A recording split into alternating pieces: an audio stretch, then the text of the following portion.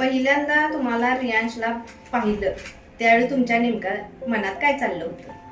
ज्यावेळी माझ्या बाळाला मी पहिल्यांदा पाहिलं त्यावेळी त्याला बघून मला खूप आनंद झालेला होता. एक फॅमिली कंप्लीट झाली असं वाटलं. ते मला खूप छान वाटलं. मला पण ज्यावेळी कळालं की तुम्हाला मुलगा झाला, ज्यावेळी डॉक्टर सांगितलं त्यावेळी पूर्ण फॅमिली आम्ही ज्यावेळी बाहेर त्याचा वेटच करत होतो तर आम्हाला बी खूप आनंद झाला. रियांश आल्यानंतर तुमचा दिवस आणि आयुष्य कसं बदललं?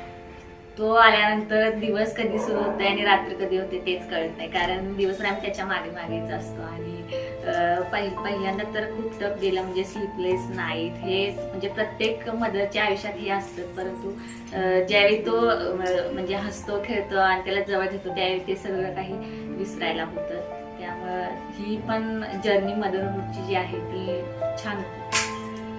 माझ्यात जबाबदारी एक वाढल्यासारखं थोडंसं फील होतंय, कारण एक कम्प्लीट फॅमिली झाली, आपण एक वडील झालो, तर त्यानुसार आपण आपल्या बाळाला एक चांगली लाईफस्टाईल दिली पाहिजे. प्रत्येक गोष्टीचा म्हणजे चांगल्या गोष्टीचा हट्ट वगैरे पुरवला पाहिजे. तर हे सुद्धा मला वाटतं. आता रियांच्या कोणत्या छोट्या गोष्टी तुमचा सगळा थकवा विसरवतात? त्याचं जे हसणं आहे, त्याचं खेळणं आहे, ते पाहून आमचा पूर्ण थकवा निघून जातो. काही वेळा तो चिडचिड वगैरे करतो, परंतु तो ज्यावेळी हसतो त्याला आम्ही खुशी देतो, त्यावेळी ते सगळे विसरायला होतं.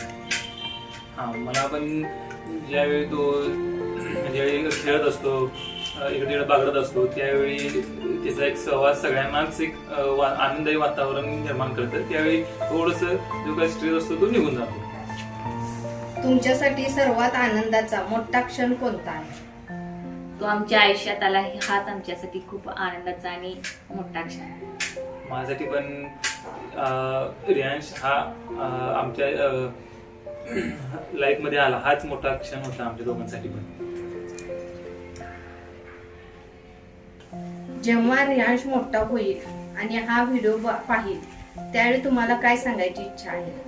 त्याच्यासाठी मला एकच सांगायचं आहे की तू माझ्या आयुष्यभराची जगण्याची सावली आहेस. तू डोळ्यात पाहिलेलं स्वप्न आहेस तू, आणि देवाकडे मागितलेलं मागणं आहेस. आणि लव्ह यू फ्रॉम आई बाबा. मला मी त्याला हेच सांगायचं आहे की जे काही तू लाईफ मध्ये करशील हे चांगल्या पद्धतीनेच करावंच.